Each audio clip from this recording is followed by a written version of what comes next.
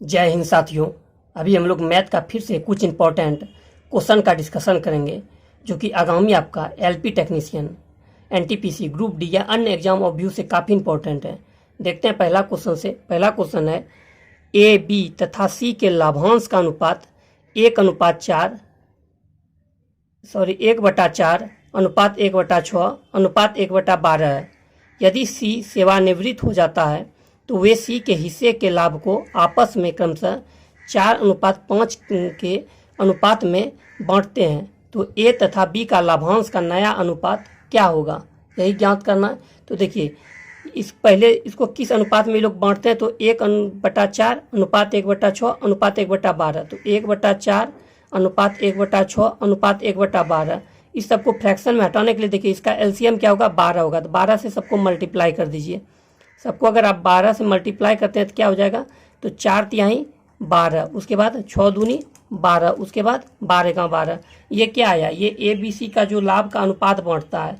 लेकिन यहाँ पे देखिए क्या बोल रहा है, फिर सी जब सेवानिवृत्त हो जाता है तो वे आपस में सी का लाभ 4:5 के अनुपात में विभाजित कर लेते हैं। तो 4:5 यानी 4 और 5 का योग कितना हो जाएगा, 9। 9 को 1 से आप डिवाइड कीजिएगा, 9 से 1 को डिवाइड कीजिएगा तो पूरा पॉइंट में आ जाएगा और पूरा ये आपका लंबा हो जाएगा। इसके लिए हम क्या करेंगे, सबको 9 से गुना कर दीजिए। इसको भी आप 9 से गुना कर दीजिए, इसको भी 9 से गुना कीजिए, इसको भी 9 से कीजिए। तो 9 तो यहीं 27 हो गया और 9×2 18 हो गया और 9×1 9 हो गया। तो ये ए बी सी का अब हो गया नया फिर से अनुपात।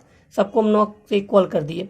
अब देखिए 4 और 5 से अगर 9 में भाग देते हैं तो क्या हो जाएगा, 9 बराबर 9। तो 1 बराबर क्या हो जाएगा, 1 ही होगा। तो 4×1 4, 4 कौन लेता है, तो ये हो जाएगा।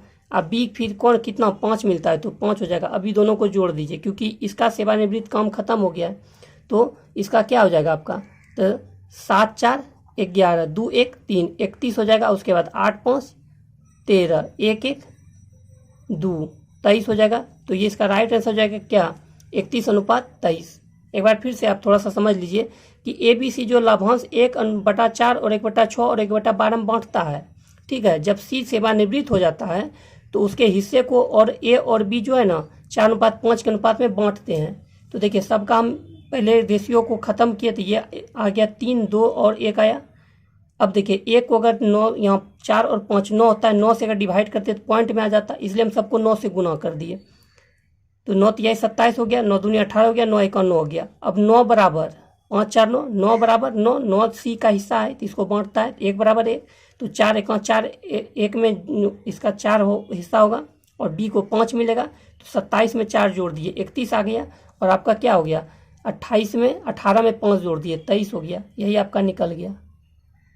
अगला क्वेश्चन देखिए, नेक्स्ट क्वेश्चन है, एक थैली में 25 पैसे, 10 पैसे और 5 पैसे के सिक्के 1:2:3 के अनुपात में है। अगर कुल मान 30 रुपया हो तो 5 पैसे के सिक्के की संख्या है। तो 5 पैसे के सिक्के की संख्या यहाँ पे ज्ञात करना है। तो देखिए 25 पैसा, 10 पैसा और 5 पैसा, इसका अनुपात किस अनुपात में क्या गया, 1:2:3। अब इससे मल्टीप्लाई कीजिए, 25 से 25 पैसा हो गया 10 दूनी 20 हो जाएगा और 5×3 15 हो गया, ठीक है। अब सबका क्या हो जाएगा, ई क्या निकला, ये मेरा पैसा निकला है, कितना कितना पैसा हो गया। तो 25 और 20 45, अब 15, ये क्या हो गया 60 पैसा टोटल निकल गया, हो गया 60 पैसा। 60 पैसा बराबर क्या दिया है, यहाँ पे 30 रुपया दिया है। तो 30 रुपया हम लिए, लेकिन यहाँ पे हम क्या कर रहे हैं, पैसा बराबर पैसा रखना होगा। तो इसको पैसा 30 को पैसा, रुपया को पैसा में बदलने के लिए क्या करना होगा, 100 से गुना करना होगा। तो 100 से गुना कर दिए। अब देखिए 30 दूनी 60, 2 से 50, 1 बराबर कितना आया, 50 आया, ठीक है। अब पूछ रहा है 5 पैसे के सिक्के की संख्या क्या है। तो देखिए अनुपात में किस अनुपात में हम विभाजित करते थे, 1 2 और 3। तो 1 बराबर 50, तो 50 यहीं 150, 50 को आप 3 से मल्टीप्लाई कर दीजिएगा, 150 हो जाएगा। राइट आंसर हो जाएगा आपका 150। क्वेश्चन नंबर 3 पे चलते हैं। क्वेश्चन नंबर 3 है, किसी संख्या को 119 से भाग देने पर 19 शेष बचते हैं। इस संख्या को 17 से भाग देने पर शेषफल क्या होगा। देखिए इसको अगर आप प्रोसेस से बनाते हैं तो थोड़ा सा लॉन्ग होगा और शॉर्ट ट्रिक भी आपको हम बताते हैं, प्रोसेस से भी बताते हैं। तो हमेशा एक्स नहीं, हमें कम, जितना कम हो एक्स का यूज कीजिए, हमेशा 1 का यूज करने की कोशिश कीजिए।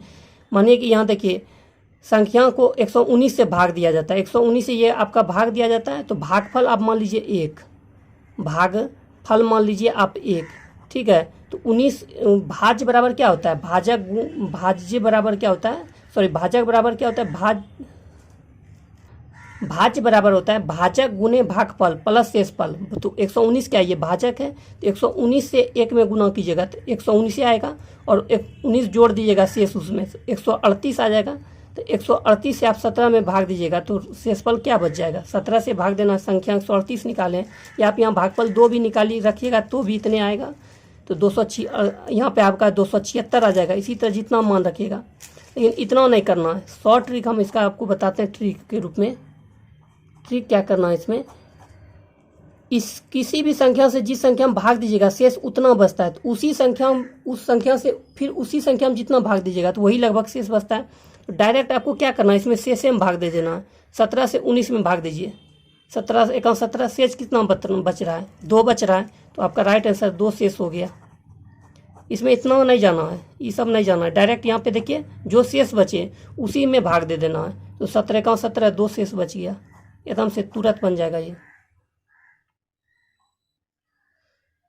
कह रहा है 6 से विभक्त होने वाली 3 अंकों की कुल कितनी संख्या है। तो 6 से विभक्त होने वाला और कितना बोल रहा है, 3 अंक का। यहाँ पे ध्यान दीजिएगा, 3 अंक का। तो 3 अंक का 6 से विभक्त होने वाला पहला संख्या क्या हो जाएगा, 102 होगा। फिर क्या हो जाएगा, 108 हो जाएगा, ठीक है। फिर हो जाएगा आपका 114। इसी तरह चलते चलते चलते आपका कितना है, 6 से विभक्त होने वाला 3 अंकों की सबसे लास्ट संख्या कितना हो जाएगा, 699 हो जाएगा, ठीक है। अब देखिए इसमें बोला है कुल कितनी संख्या है, यानी n पद, n मतलब संख्या पूछ रहा है। तो Tn बराबर क्या हो जाता है, a plus n minus 1 into D होता है। तो Tn टोटल कितना हो जाएगा, 996 हो जाएगा, बराबर a कितना है, 102 हो जाएगा, plus n minus 1 into D, अंतराल कितना है, डी मतलब क्या, अंतर, सार्व अंतर। तो डी कितना है, 6 है, तो 6 हो जाएगा। अब इसके कीजिए, 6 में 2 गया तो 4, 9 में, यहाँ 9 का 9 ही हो जाएगा, और 9 में 1 गया तो 8, बराबर n माइनस 1 इंटू डी। तो 6 से आप काटिए, 6 1 6, 6 चौके 24 और 6 9 54, 149 आ गया। इधर 1 जुट जाएगा तो n बराबर कितना हो जाएगा, 150 हो जाएगा, राइट आंसर।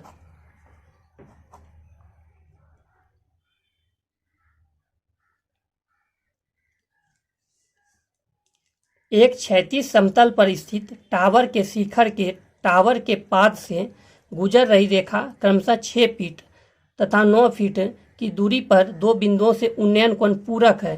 क्या है, तो पूरक है। तो टावर की ऊंचाई ज्ञात कीजिए। तो जब भी पूरक बोले तो इसका एक आसान सा हम आपको ट्रिक बताते हैं। पूरक जब बोले ना तो रूट अंडर a गुने बी, यानी ए बी कर दीजिए, भुजा ए, और ये मतलब जो भी ये ए और बी हो जाएगा। तो आप देख लीजिए यहाँ पे 9 और गुने 16 बराबर 3 गुने 4, 4 तिहाई 12, 12 फीट इसका राइट आंसर हो जाएगा। एकदम आसान सा ट्रिक है ये। जब भी पूरक बोले तो ऐसा ही करना है आपको, रूट अंडर ए बी दोनों का मान रख दिए, निकाल दिए, 12 हो जाएगा आपका।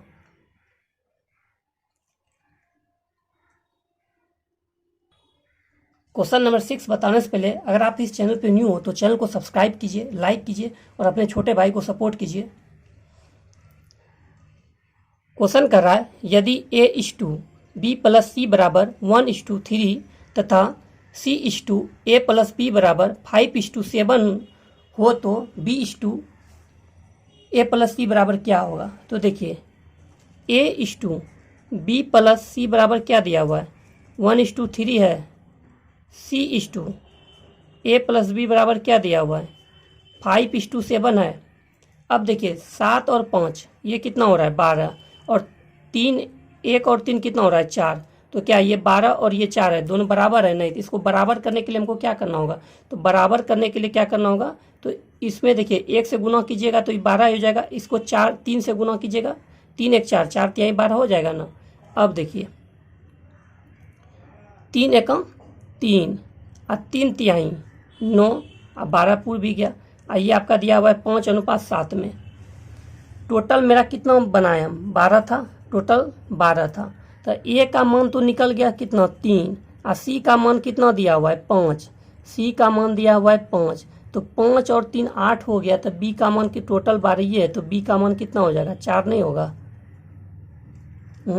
जब ई हो गया, अब कुछ नहीं है सवाल में। अब क्या बोल रहा है, B is two A plus C बराबर क्या होगा, तो बी का मान 4 रख दीजिए, और ए प्लस सी तो 3 और 5 8, 4 दूनी 8, 1:2, राइट आंसर 1:2। अगला क्वेश्चन है, आंकड़े 3, 10, 10, 4, 7, 10, 15 का माध्य विचलन है। माध्य विचलन यहाँ पे ज्ञात करना है। माध्य विचलन बराबर क्या होता है, पहले टोटल नंबर को जोड़िए कितना होता है। तो 3 और 10 क्या हो गया, 13, 13, 10, 23, 23, 4, 27, 27, 10, 37, 37, 10, 47, नहीं 27, ये 27 और 7 कितना हो जाएगा, 34, 34, 10, 44 और 5 49, 49 और डिवाइड क्या गो नंबर है, 1 2 3 4 5 6 7, 7 से डिवाइड कर दीजिए, तो ये कितना आ गया, 7 आ गया आपका। अब देखिए 7 में 3 जाएगा तो कितना हो जाएगा, 4, 10 में 7 गया तो 3, 10 में 7 गया तो 3, 7 में 4 गया तो 3, 7 में 7 गया 0, 10 में 7 गया तो 3, 7 में 5 गया तो 2, और टोटल नंबर 7।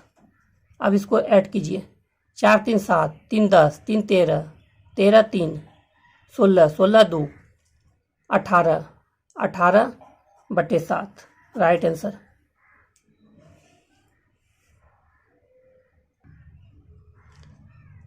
छः plus 11 plus 16 plus 21 dash dash dash plus 71 का मान ज्ञात कीजिए। इसका मान ज्ञात करना है, तो इसमें देखिए क्या होगा, पहले पद की संख्या ज्ञात कीजिए आप। तो 71 बराबर क्या हो जाएगा, ऐसे आप जानते हैं Tn बराबर a plus n-1 into D, जानवे करते हैं डी इसमें सार्वंतर हो गया, n पद की संख्या टोटल हो गया यहाँ पे। तो 71 आप ले लीजिए, a कितना हो गया 6, अब प्लस n-1 इंटू डी बराबर कितना है, सबका अंतराल कितना है 5 है। तो 11 में यहाँ कितना हो जाएगा, 11 में 6 गया तो 5, यानी इधर 65 बराबर क्या हो जाएगा, शॉर्ट करते हैं, बराबर n-1 इंटू डी। तो 5 से क्या गया 13, तो 1 इधर ऐड हो जाएगा, n बराबर क्या हो जाएगा 14, 14 n पद की संख्या हो गया। और कुल योग जब पूछता है n बराबर, तो ये क्या हो जाता है n/2 प्लस पहला पद और प्लस अंतिम पद, यही होता है यहाँ पे, पहला पद प्लस अंतिम पद। तो देखिए n कितना होगा 14, 14 में 2 से भाग दीजिए 7 हो जाएगा। अब पहला पद और अंतिम पद, पहला पद कितना है 6 है, और अंतिम पद कितना है 71 है, 6 और 71 कितना हो जाएगा 77, 77 से मल्टीप्लाई कीजिए, 7 7 49 के 9, हाथ में 4, 7 7 49 और 4 कितना हो जाएगा 53 हो जाएगा। तो ये आपका हो जाएगा 639। अगला क्वेश्चन है, दूध के साथ पानी किस अनुपात में मिलाया जाए कि मिश्रण को दूध के क्रय मूल्य पर बेचने से 6.1/4% लाभ हो। तो 6.1/4% लाभ हो। तो देखिए इसमें एक ट्रिक होता है, जब दूध को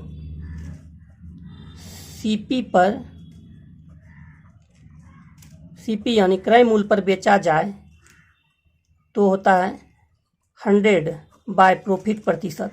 यही याद रखिएगा, जब दूध को सीपी, दूध या कोई भी वस्तु बोल दे, यहाँ पे तेल दे देता, कुछ दे देता, ठीक है दूध को के क्रय मूल्य पर बेचने, यहाँ पे दूध के जगह पानी दे देता, यहाँ दूध पे जगह किरासिन दे देता, कुछ भी देता, यानी जो भी होता है, जब वस्तु को सीपी पर बेचा जाए, ये बस इतने जाइए, तो 100 बाय प्रॉफिट प्रतिशत होता है।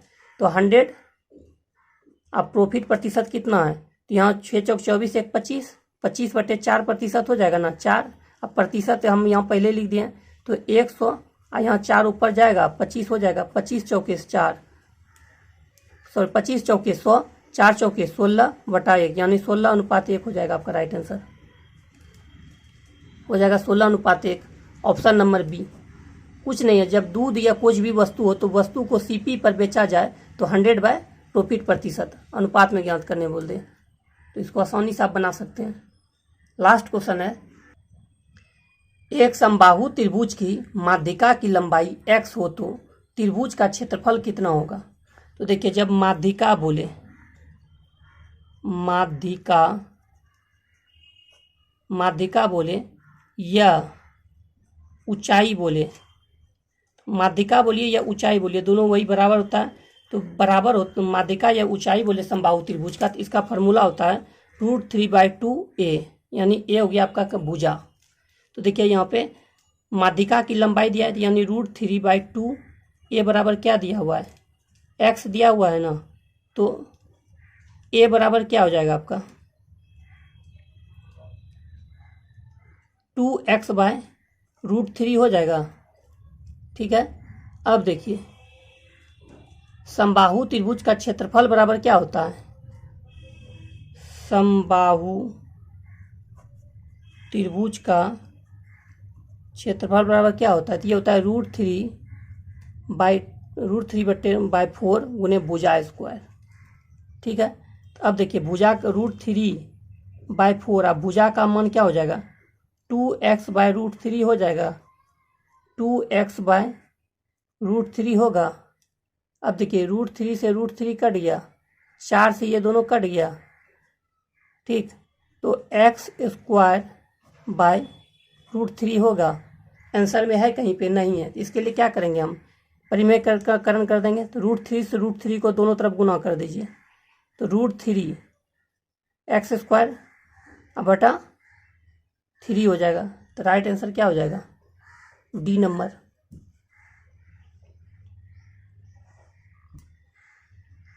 आज के लिए इतना ही, मिलता है नेक्स्ट वीडियो में। वीडियो अच्छा लगे चैनल को सब्सक्राइब कीजिए, लाइक कीजिए एवं दोस्तों में शेयर कीजिए।